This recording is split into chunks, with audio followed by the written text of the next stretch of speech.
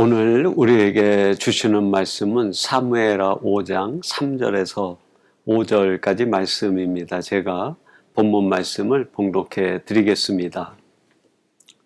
이에 이스라엘 모든 장로가 헤브론에 이르러 왕에게 나아오매 다윗 왕이 헤브론에서 여호와 앞에 그들과 언약을 맺음에 그들이 다윗에게 기름을 부어 이스라엘 왕으로 삼으니라.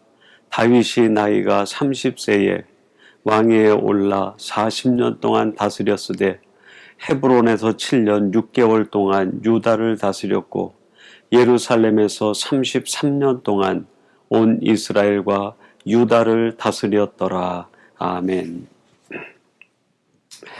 오늘 주일은 주신 말씀 사무엘하 5장 3절에서 5절 말씀을 갖고 이것도 지나가리라 하는 제목으로 하나님의 말씀을 전하도록 하겠습니다.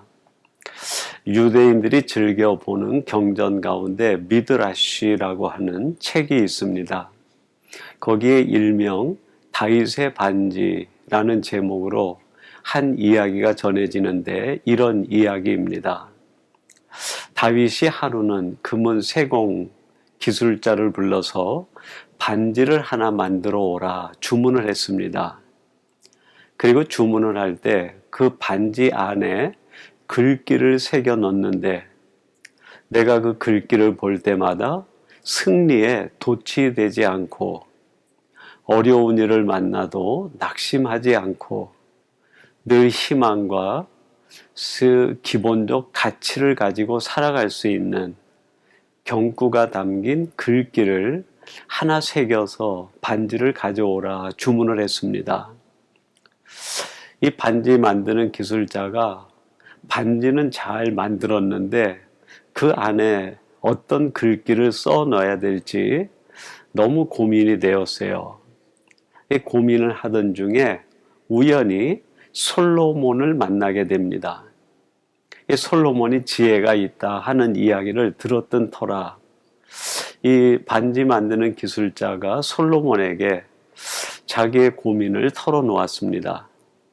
아버지 다윗 왕께서 반지를 만들어 오는데 그 안에다가 승리에 도취되지 않고 온갖 어려움에도 낙심하지 않고 희망과 인생의 가치를 잃지 않을 수 있는 글귀를 하나 새겨오라 그랬는데 도저히 제 머리로는 생각이 나지 않습니다. 한번 지혜로 어떤 글귀를 새기면 좋을지 가르쳐 주세요. 그렇게 물었어요. 그랬더니 솔로몬이 한참 생각을 하다가 한마디를 알려주었는데 그것이 바로 이 말입니다. 이것도 지나가리라. 이것도 지나가리라. 그래서 그 반지 만드는 기술자가 반지에 그 글귀를 새겨서 다윗 왕에게 전달했다 하는 이야기입니다. 여러분, 우리들이 살아가다 보면 우리가 만나는 크고 작은 많은 일들이 있습니다. 또 내가 놓치고 싶지 않은 꼭 붙들고 싶은 그런 일들도 있게 되죠. 그러나 삶이 우리에게 주는 지혜가 있는데 그게 뭡니까? 이 땅에 있는 모든 것들은 다 때가 되면 지나간다 하는 교훈이죠. 이 사실을 알 때 우리는 승리 가운데 도취되어 자만에 빠지지 않을 수 있고 어떠한 어려움과 고난을 만난다고 하여도 그것 때문에 낙심하거나 절망하지 않게 됩니다. 이 모든 것들이 지나간다는 것을 분명히 알 때 우리들은 인생에 대한 참된 가치를 발견하게 되고 그것을 위하여 살아가며 희망을 품고 살아갈 수 있게 되는 거죠. 그러면 이것도 지나간다고 했을 때 무엇이 지나갈까요? 오늘 본문은 다윗이 오랜 고난 끝에 유다와 예루살렘의 왕이 되어 이스라엘을 다스리는 이야기가 본문 내용입니다. 이 본문 내용을 통해서 우리는 두 가지 사실을 발견하게 됩니다. 무엇이 지나가는가 하는 것에 대한 것이죠. 첫 번째로는 광야의 고난이 다 지나간다는 거예요. 오늘 본문 3절에 보면 이런 말씀이 나옵니다. 이에 이스라엘 모든 장로가 헤브론에 이르러 왕에게 나아오매 다윗 왕이 헤브론에서 여호와 앞에 그들과 언약을 맺음에 그들이 다윗에게 기름을 부어 이스라엘 왕으로 삼으니라. 다윗이 드디어 유다와 이스라엘의 왕이 되는 정말 놀라운 사건, 다윗에게 있어서는 해피엔딩 같은 이야기가 기록이 되어져 있습니다. 다윗은 일찍이 사무엘로부터 14살 또는 15살 즈음에 기름 부음을 받습니다. 사울 왕에 이어서 두 번째 이스라엘의 왕으로 선택이 된 거죠. 그 뒤로부터 다윗에게는 알 수 없는 고난과 또 사람들의 시기와 또 사울 왕이 아주 집요한 그의 생명을 노리는 추격이 시작이 됩니다. 20살 즈음에는 골리앗과의 싸움에서 승리한 것으로 알려져 있습니다. 그리고 그 뒤부터는 사울 왕에게 더욱 주목을 받게 되면서 사울이 이제는 아주 노골적으로 이 다윗을 죽이기로 작정하고 실행에 옮기기까지 하죠. 이 사실을 깨닫고 다윗이 광야로 피신해 가 있을 때 병사들을 이끌고 사울 왕이 다윗을 죽이기 위하여 추격해 오는 것이 여러 번 있었습니다. 다윗에게는 오히려 어린 시절부터 계속되는 광야의 고난의 시기가 시작이 되고 그의 운명처럼 따라붙게 됩니다. 얼마나 살기가 고단하고 어려웠든지 유다 광야 내에서는 살 수가 없어서 블레셋 가드왕 아기스에게 붙어서 그의 신하처럼 정말 수치스러운 생명을 연장해 갈 정도로 큰 고난과 어려움에 빠지기도 했습니다.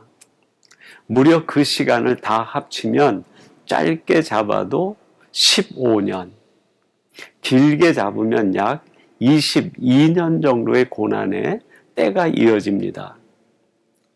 그 긴 고난의 시간을 지난 뒤에 오늘 본 말씀에 보니까 이스라엘의 모든 장로들이 다윗이 거하고 있었던 헤브론으로 내려와 다윗을 이스라엘의 왕으로 추대하는 내용이 본문에 기록되어 있습니다. 여러분, 이 사실을 통하여 우리가 밝히 깨달을 수 있는 한 가지 삶의 지혜, 교훈이 있어요. 그게 뭡니까? 그렇습니다. 이 땅에 있는 모든 고난, 광야의 고난은 지나가고 끝날 때가 있다는 거예요. 욥기 42장 10절에 보면 이런 말씀이 나옵니다. 욥이 그의 친구들을 위하여 기도할 때에 여호와께서 욥의 곤경을 돌이키시고 여호와께서 욥에게 이전 모든 소유보다 갑절이나 주신지라. 이 42장은 욥기 마지막 장인데 그 마지막 장 중반에 하나님께서 욥의 곤경을 돌이키시고 그가 처음에 받았던 복보다 갑절의 복을 받게 되었다라고 말씀합니다. 즉 욥의 모든 고난이 끝이 났음을 이야기하는 거죠. 여러분, 이 욥기는 1장에서부터 41장까지가 욥의 고난에 대한 이야기예요. 끝나지 않는 고난, 자신의 힘으로 해결할 수 없는 고난, 헤어나오고 싶어도 헤어나오지 못하는 고난의 큰 함정에 빠져버린 욥의 고통, 그것이 얼마나 크고 얼마나 욥에게 큰 상처가 됐는지 하나님 앞에 기도할 때 욥은 자기가 태어난 날을 저주하며 차라리 내 생명을 하나님 거두어 달라고 기도하기까지 했어요. 얼마나 고통스러웠으면. 자기를 죽여달라고, 내 생명을 거두어 달라고 기도했겠습니까? 그 극심한 고난이 결국에는 42장에 가서 끝이 나게 돼요. 우리에게 주는 교훈이 무엇입니까? 우리 인생이 겪는 고난, 극심하고 끝나지 않을 것 같아도 그것이 끝나며 해피 엔딩으로 마무리될 때가 있다 하는 교훈입니다. 여러분, 우리 대한민국의 역사로는 1910년 일본에게 을사늑약을 통해서 강제로 합병되어 우리의 주권을 빼앗긴 뒤에 우리 민족이 얼마나 큰 고난의 시간을 보냈습니까? 얼마나 의로운 사람들이 목숨을 잃고 얼마나 이 대한민국의 청년들이 일본 압제하에서 생명을 빼앗기며 고문을 당하고 고통을 당했습니까? 끝나지 않을 것 같았던 그 일제의 고통, 그 식민의 아픔 속에서 그 모든 것이 결국에는 36년이라는 시간을 지내며 종지부를 찍게 됩니다. 여러분, 우리들이 여기에서 피부로 느끼는 것 한 가지가 있는데 그게 뭡니까? 그렇습니다. 이 땅에서 만나는 모든 고난과 고통, 아픔과 어려움은 영원할 것 같지만 반드시 끝날 때가 있고 끝이 있다는 거예요. 그래서 우리는 기억해야 됩니다. 이것도 지나가리라. 사랑하는 성도 여러분, 지금 여러분들이 말할 수 없는 고통과 마음의 아픔과 낙심과 절망 가운데 있다고 하면 그것 때문에 무너지지 마시고 상심하지 마세요. 지금은 그것이 태산같이 내 앞길을 가로막고 있는 것처럼 보인다 할지라도 그것이 무너질 때가 있고 끝날 때가 있고 사라질 때가 있습니다.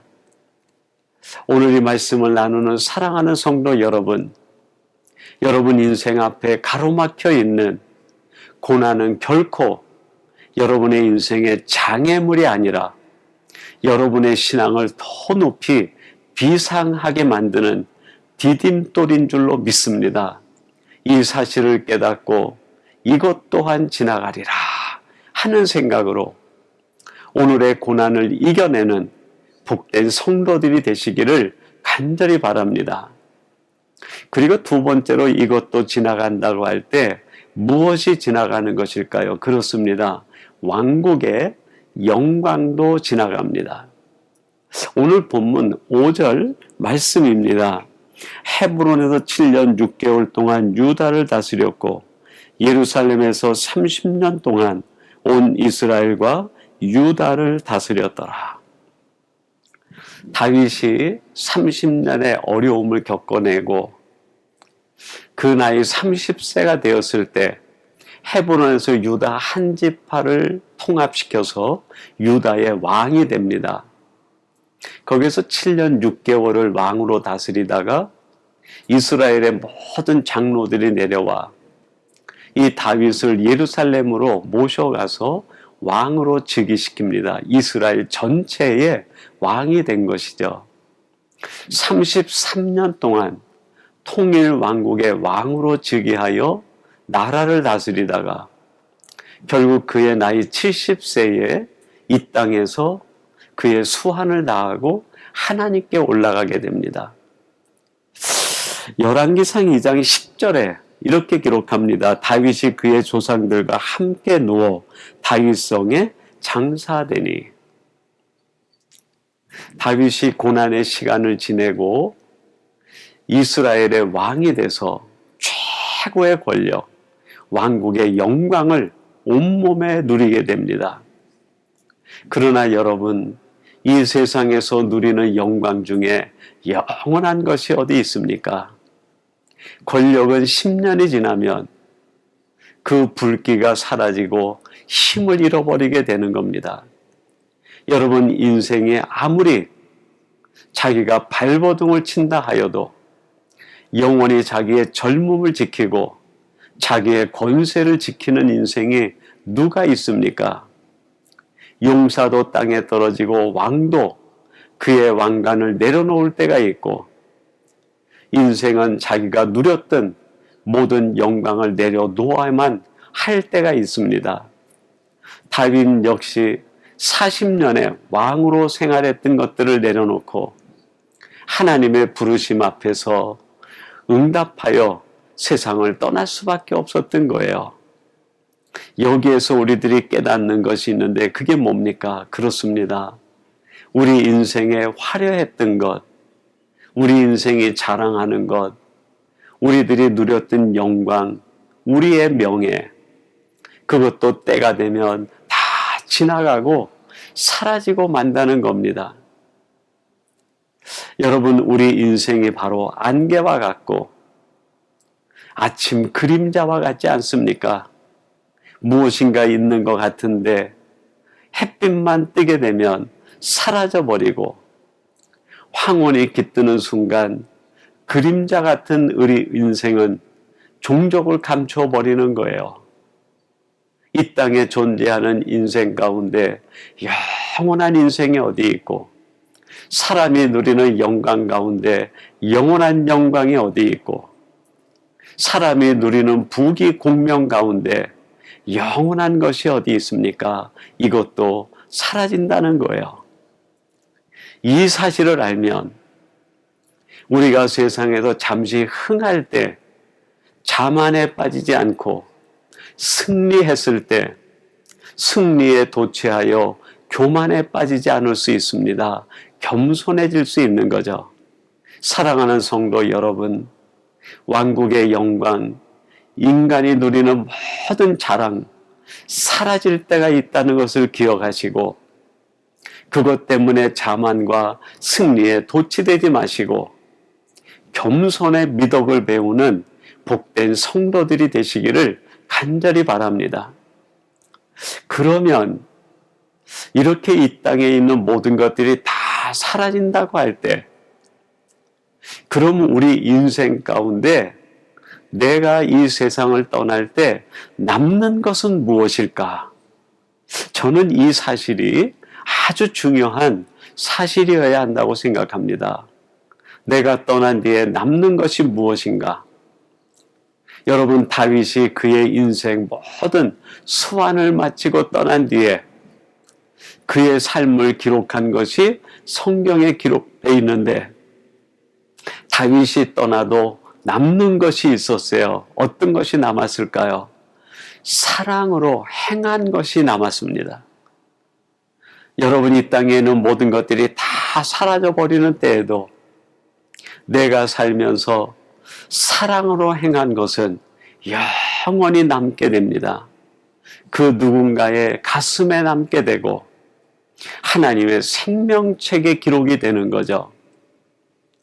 여러분, 사무엘상 24장 17절에 보니까요, 다윗이 사울이 자기를 죽이려고 쫓아다녔을 때 그에게 사랑을 베푼 것, 그것이 기록되어 있는데 이렇게 기록되어 있습니다. 다윗에게 이르되 나는 너를 학대하되 너는 나를 선대하니 너는 나보다 의롭도다. 사울 왕이 다윗을 죽이려고 황무지로 쫓아와서 기회만 되면 다윗을 죽이려고 하는데, 오히려 다윗이 사울을 죽일 수 있는 기회가 생겼어요. 그때 다윗이 어떻게 합니까? 부하들의 권유에도 그의 생각을 바르게 하여 사울 왕을 선대하고 용서하고 관용을 베풉니다. 사랑하기로 결정한 거예요. 이 사실을 사울이 나중에 깨닫고 다윗에게 그렇게 고백을 합니다. 나는 너를 학대하였으되 너는 나를 선대하였다. 너는 나보다 의롭도다. 너는 정말로 사랑의 사람이었다. 관용의 사람이었다. 그걸 고백한 거예요. 여러분, 만약 이 순간 다윗이 칼을 들어 사울의 생명을 빼앗았다고 하면 살인자라는 이름이 남았을 거예요. 그러나 그 순간에 칼을 뽑는 것이 아니라 사랑의 마음을 끄집어내어 원수라 할지라도 사랑으로 덮었을 때 다윗이 죽은 뒤에도 성경은 그 장면을 기록하고 다윗이 남긴 사랑을 지금까지 우리에게 전해주고 있지 않습니까?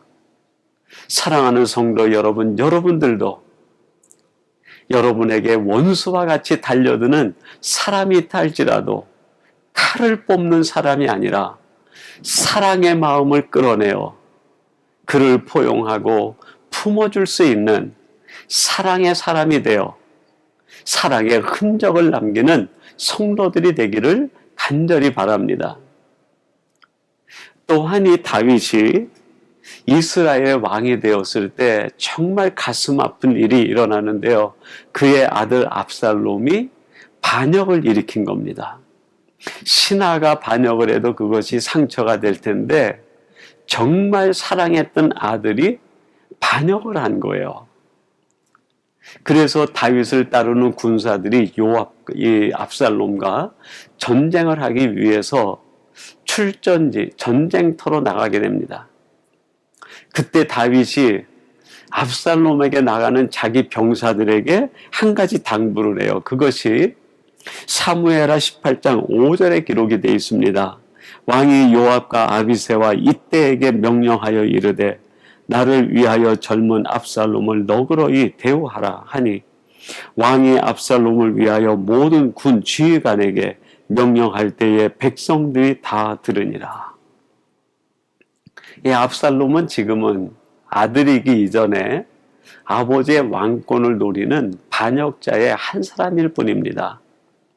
이 신하들의 눈에는 압살롬을 제거해야 될 정적일 뿐이었죠. 그래서 출전하고 있는 그들을 향해 다윗이 아주 애절하게 당부를 합니다. 내 아들 압살롬을 너그러이 대우해줘라. 제발 사랑으로 품어달라는 거예요. 여러분, 다윗은 어떤 사람입니까? 자기 자리를 노리고 왕권을 노리는, 자기 생명을 노리는 사람에게까지도 너그러이 대하고 용서의 마음을 가진 사람이에요. 얼마나 그 사랑의 크기가 넓은지 몰라요. 사도행전에 보면 이 다윗을 하나님이 보시고 내 마음에 맞는 사람이었다라고 칭찬하는 부분이 나옵니다.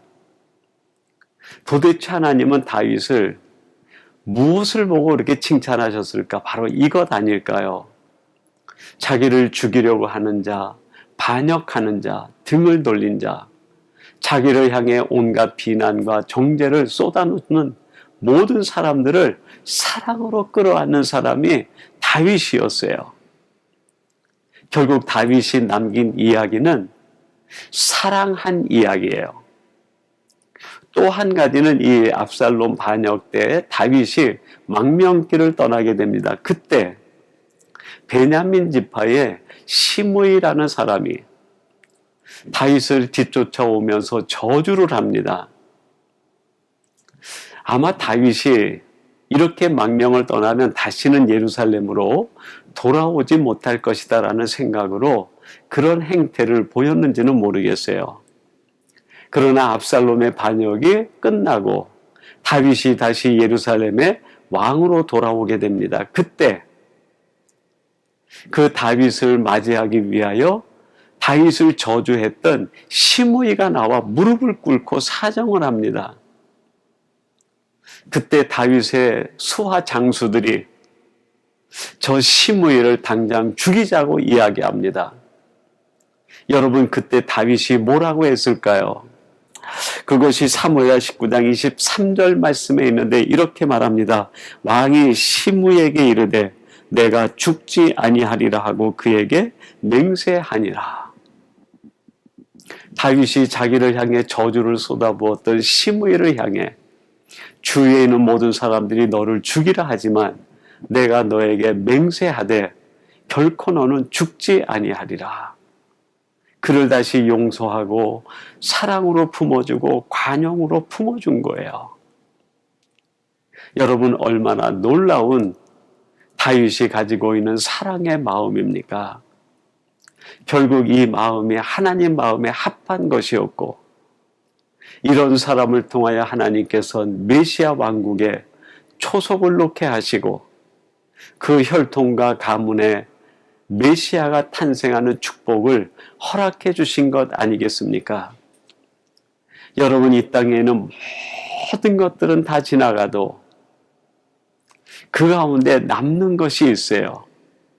바로 성도들이 살아갈 때 사랑으로 행한 것, 그것이 남게 됩니다. 제가 전도사 시절 때 지금은 돌아가신 그 한경직 목사님이 그 목회자 세미나에 오셔서 말씀하시는 중에 이런 말씀을 한 것이 기억이 납니다. 성도가 죽으면 세 가지가 남는다는 거예요. 첫째는 낡은 성경책이 남는다. 그리고 두 번째는 직분이 남는다고 그래요. 집사님, 권사님, 장로님, 또 목사님, 이런 직분이 남는다는 거예요. 그리고 세 번째는 사랑으로 행한 것이 남는다. 그렇게 말씀하셨어요. 여러분, 성도가 이 땅에 살다가 하나님의 부름을 받고 떠나게 되면 우리 모두는 세 가지를 남기게 됩니다. 내가 늘 묵상하고 읽었던 성경책, 그리고 또 한 가지는 내가 사랑한 것들. 여러분, 우리들이 이 땅을 살아가면서 사랑해야 될 이유가 바로 여기에 있는 것이죠. 그리고 또 한 가지는 우리의 삶을 통해 하나님이 주신 직분이 있어요. 우리에게 주신 그 직분이 얼마나 고귀한 직분인지 모릅니다. 이 직분을 아름답게 남기는 성도가 되어야 되겠습니다.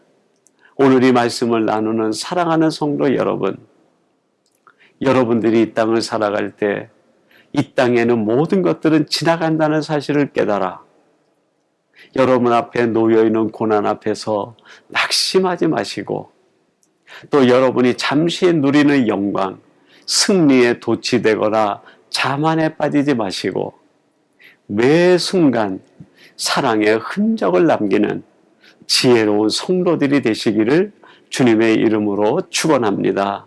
우리 같이 기도하겠습니다. 하나님 아버지, 오늘 주시는 말씀을 통하여 이 땅에는 모든 것들이 지나간다는 것을 또 한 번 깨닫게 해주시니 감사합니다. 우리가 살면서 만나는 모든 고난과 아픔과 상처들이 지나감을 깨달아 그것 때문에 낙심하거나 절망에 빠지지 않도록 도와주옵소서. 또한 이 땅에서 누리는 영광과 이 땅에서 누리는 그 모든 것들이 영원하지 않음을 깨달아 승리에 도취되지 않게 하시고 인간적인 것을 자랑하지 않는 저희들 되게 하사 겸손의 미덕을 배우게 해 주옵소서. 무엇보다도 우리들이 떠난 뒤에 사랑한 것이 남는다는 것을 깨달아 매 순간 사랑의 사람으로 살아가도록 도와주옵소서. 예수님의 이름으로 기도하옵나이다. 아멘.